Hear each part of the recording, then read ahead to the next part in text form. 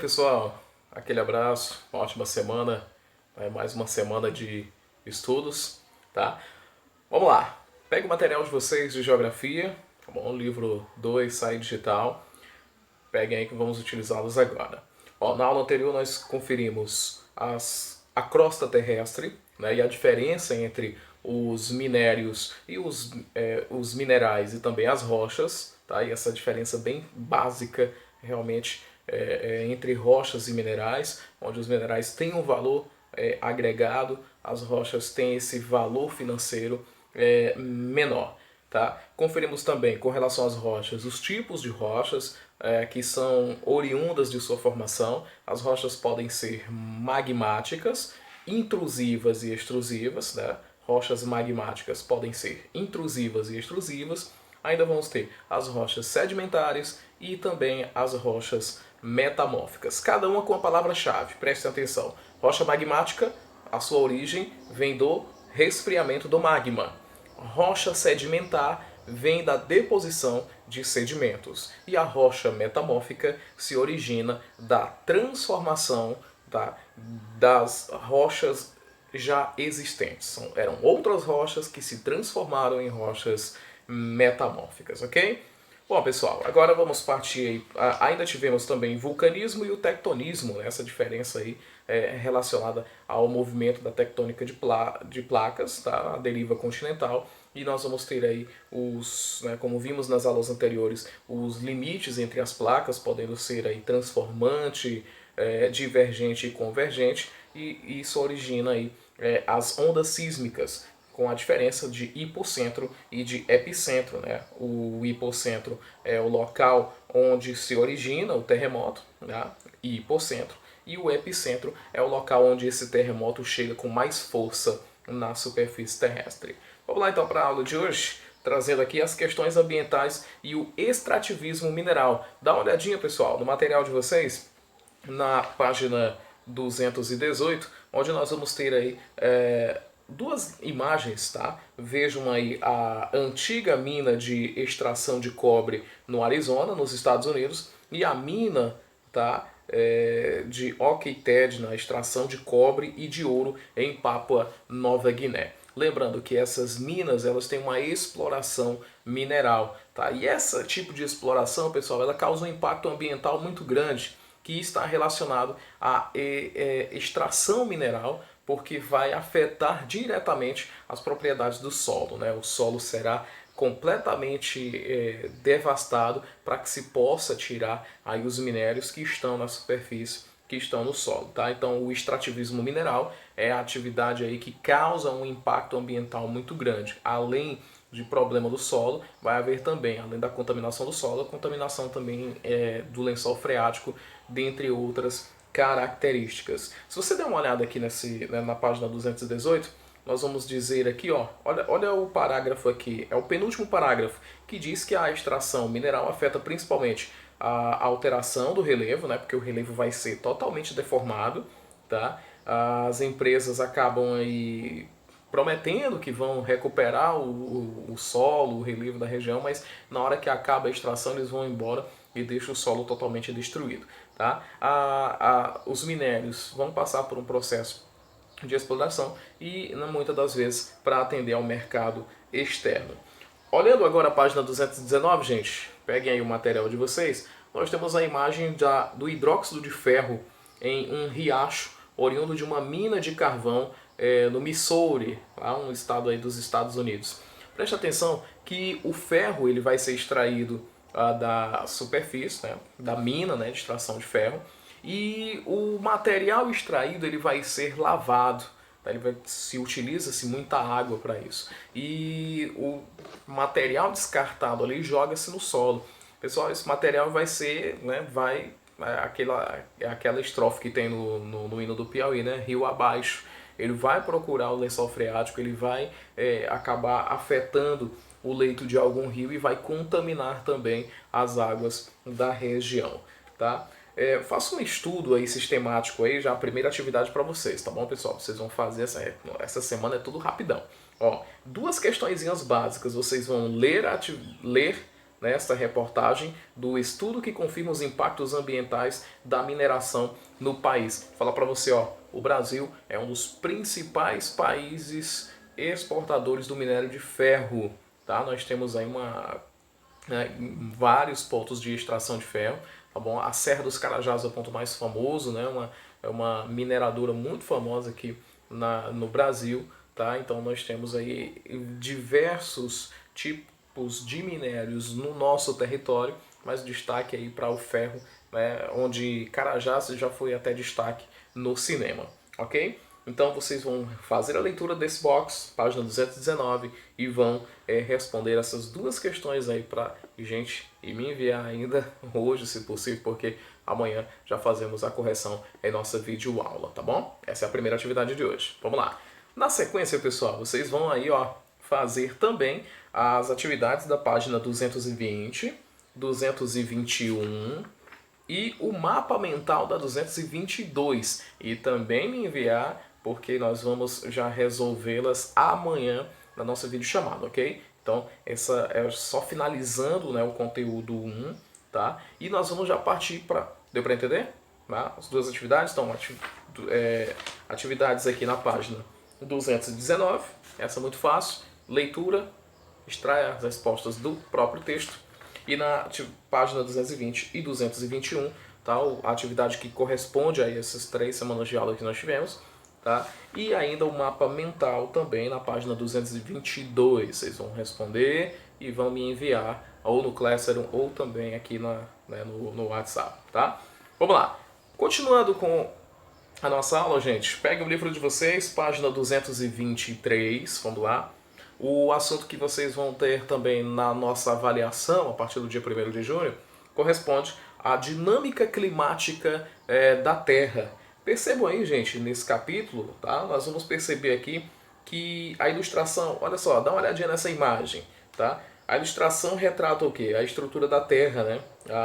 As camadas, dentre os fatores. E o que nós vamos tentar compreender de imediato? O que é mais importante aqui? É você saber a diferença de tempo e de clima, tá? O tempo, ele é variável, muda a todo instante. Ora pode chover, amanhã pode fazer mais calor do que hoje, o sol pode não aparecer na sexta-feira, pode ficar tudo nublado, muita chuva, então o tempo muda constantemente. Já o clima não, né? O Brasil é um país tropical, certo? Então foi tropical no período que os avós de vocês nasceram, é tropical no período de vocês, a grande parte do território, e vai ser, né, daqui a 50 anos, a maior parte do território brasileiro também vai estar na área tropical. O clima, ele é praticamente imutável, suas características mudam com um espaço muito grande de tempo, ok? Então, vamos lá. Dá uma olhadinha agora na página 224. Olha aí o que nós temos. A estrutura da atmosfera. Gente, nós temos aqui a atmosfera sendo aí desenvolvida aí com suas camadas. Preste atenção que nós temos a troposfera. Dá uma olhadinha aí no material de vocês. Vamos lá? Sai digital aí. Ó, temos a troposfera que vai, né, da superfície do solo onde nós estamos até cerca de mais ou menos 15 quilômetros, ok? Até 50, de 15 a 50 quilômetros vamos ter a estratosfera, ok? Depois da estratosfera, cerca de 80 quilômetros, nós vamos ter o topo, né, da mesosfera. Aí temos a termosfera e a exosfera. Olha aí o termo aí, o EX, né, de exit. Então é a saída, é a última. Então é a de fora, a externa. Então a exosfera é a última camada da atmosfera e a troposfera é a camada inicial, é a camada onde se encontra o oxigênio, onde o ser humano pode sobreviver, ok? Então a camada mais próxima da crosta é a troposfera, tá bom? Com mais ou menos de 15 quilômetros, né, de extensão, ok? E aí nós vamos ter essa aí. Detalhe, qual é a característica da nossa camada? Ela concentra aí a grande parte do oxigênio, certo? Qual é a característica? O oxigênio é um ar pesado, então regiões mais baixas vão ter uma quantidade maior de oxigênio. A partir do momento que nós ganhamos altitude, esse oxigênio, por ser pesado, vai estar mais próximo do solo. Né? Então, ao momento que nós estamos em uma montanha, estamos em uma cidade mais elevada, o ar tem essa característica de ficar mais rarefeito, porque nós vamos ter aí a falta de oxigênio, ou o oxigênio não vai estar em grandes quantidades. Por quê? Porque o oxigênio é um gás pesado e ele vai ocupar aí as regiões mais baixas. É por isso que um alpinista, ao escalar uma montanha, ele leva um tubo de oxigênio nas costas, né? Porque ele vai usar o oxigênio para respirar, já que quando ele estiver em grandes altitudes, o oxigênio não terá uma quantidade suficiente para nos mantermos respirando adequadamente, certo? Olha uma característica aqui, ó. Dá uma olhadinha na página 224, nós temos aí essa imagem para vocês das camadas da atmosfera. Perceba que acima da troposfera nós vamos ter a estratosfera, que vai de 15 a 50 quilômetros de altitude. Tá? E aqui é onde nós vamos ter o ozônio, certo? Todos vocês já ouviram falar do ozônio, que é a camada que protege, né? A camada gasosa que protege o planeta dos raios ultravioletas, né?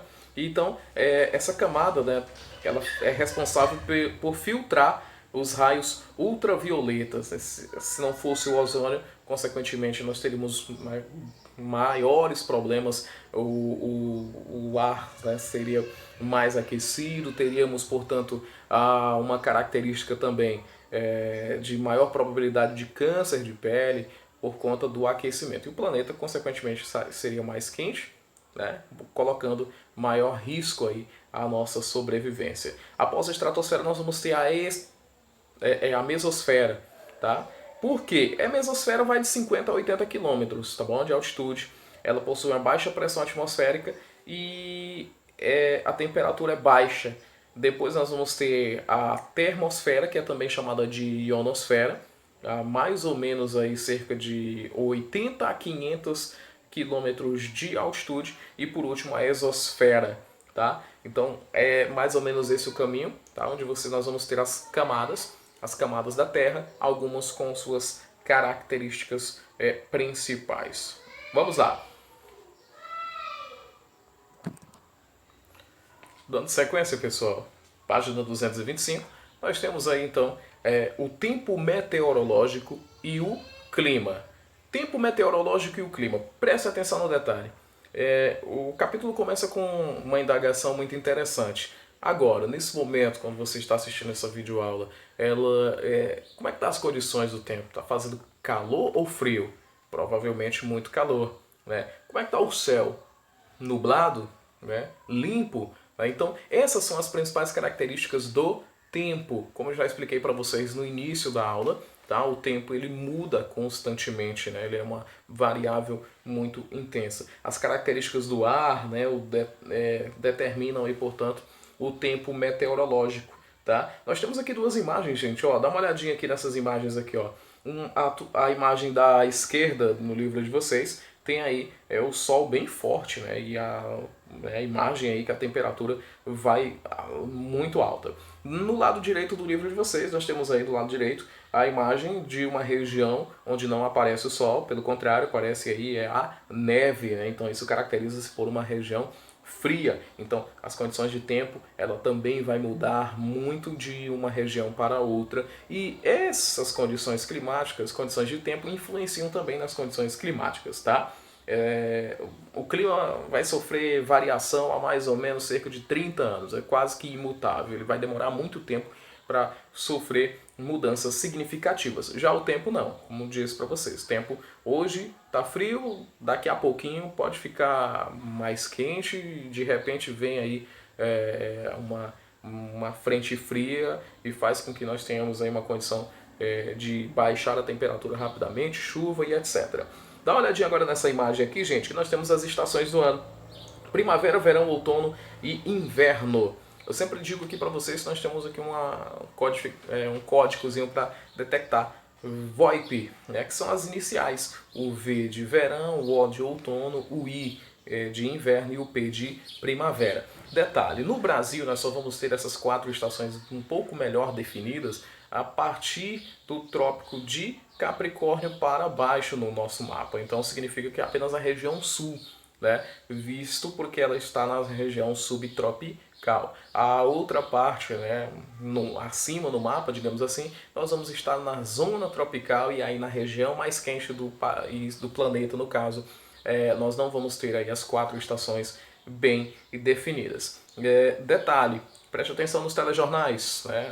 Além de Covid-19, vai estar falando também das baixas temperaturas em São Paulo, tá? No Rio Grande do Sul. Isso porque o Brasil está se aproximando do inverno. É isso mesmo, gente. O Brasil está se aproximando do inverno, tá? Enquanto que nós temos essa característica de 4 estações no ano. O Brasil estaria, os países que se encontram no hemisfério sul estão chegando aí próximo ao inverno. Se eu digo para vocês que a sequência no hemisfério sul fica verão, outono, inverno e primavera, nós estamos saindo do outono e chegando no inverno. Para lá para o mês de setembro começarmos a primavera. E aí, 3 meses depois, chegando lá dezembro, iniciarmos com o verão novamente. E olha como ele é intenso na nossa região. Verão quente e chuvoso, tá? Mas, né, por uma cultura, por conhecimento popular, nós sempre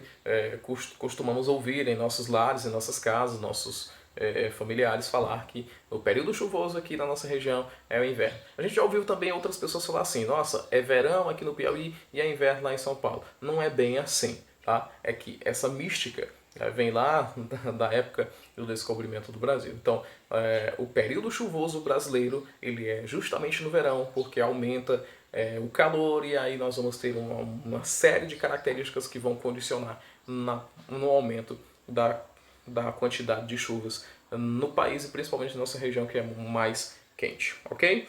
Então, percebam aqui, para a gente finalizar, na página 226, que nós vamos ter os elementos e os fatores climáticos da Terra e além das massas de ar. Nós vamos ficar aqui com 2 principais para a gente deixar os demais para a próxima aula. Os elementos, né, como temperatura, pressão atmosférica, umidade do ar e outros fatores, né, além das massas de ar. Preste atenção nessa imagem da página 226. Ele traz aqui com a temperatura. Gente, a temperatura ela é influenciada, tá, pela quantidade de calor, tá, de uma região para outra. E quem vai intensificar isso é a radiação solar, certo? As regiões próximas ao polo não recebem uma grande quantidade de radiação solar, por isso elas são mais frias. Já perto do Equador é muito quente, por quê? Porque é a região que está mais exposta à radiação solar. Então, uma dica, quanto mais próximo da linha do Equador, mais quente. Quanto mais distante da linha do Equador, mais frio. Isso a gente vai caracterizar pela latitude. Quanto maior a latitude, menor a temperatura, certo? Preste atenção que o Alasca, nos Estados Unidos, ou até mesmo a Rússia, no hemisfério norte, tem temperaturas bem mais baixas do que o Brasil, que está na região tropical. Tudo bem? Vamos lá. E nós vamos ter aí, para finalizar, a imagem aqui, portanto, das zonas climáticas da Terra. Dá uma olhadinha nessa parte laranja, né, nessa parte laranja, que nós vamos ter a zona tropical. Qual é a zona tropical? É a zona que fica entre o Trópico de Câncer e o Trópico de Capricórnio. Perceba que zona tropical está no meio dos trópicos. Bom, nós vamos ter a zona temperada no norte e no sul. Ok? Então, perceba que se cai na prova, quais são os tipos de zonas climáticas da Terra? Quais são as zonas climáticas da Terra?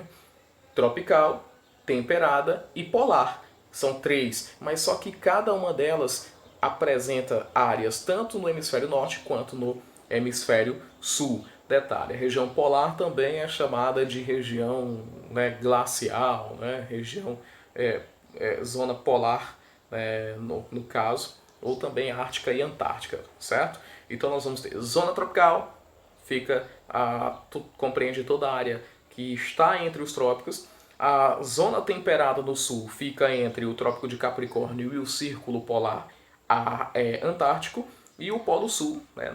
E compreendendo lá no hemisfério norte, nós vamos ter o Trópico de Câncer, determinando aí, juntamente com o Círculo Polar Ártico, a região da zona temperada do norte e a zona polar do sul. Então, quanto mais distante do Equador, mais frio. Quanto mais próximo do Equador, mais quente, tá? Se falando aí dentro dessas características, tá? A gente deixa aí o material didático para vocês, lembrando que vocês já vão aí, para não acumular material, vocês já também, para o final de semana, já vão terminando aí a resolução das atividades que compreende. Na próxima aula a gente finaliza. Vocês resolvem aí as atividades da página 232, 233 e também a 234 para a próxima semana, no caso, na quinta-feira da outra semana. Mas não esqueça da atividade que eu já passei para vocês, combinado? Então, todos fiquem com Deus, forte abraço e até a próxima.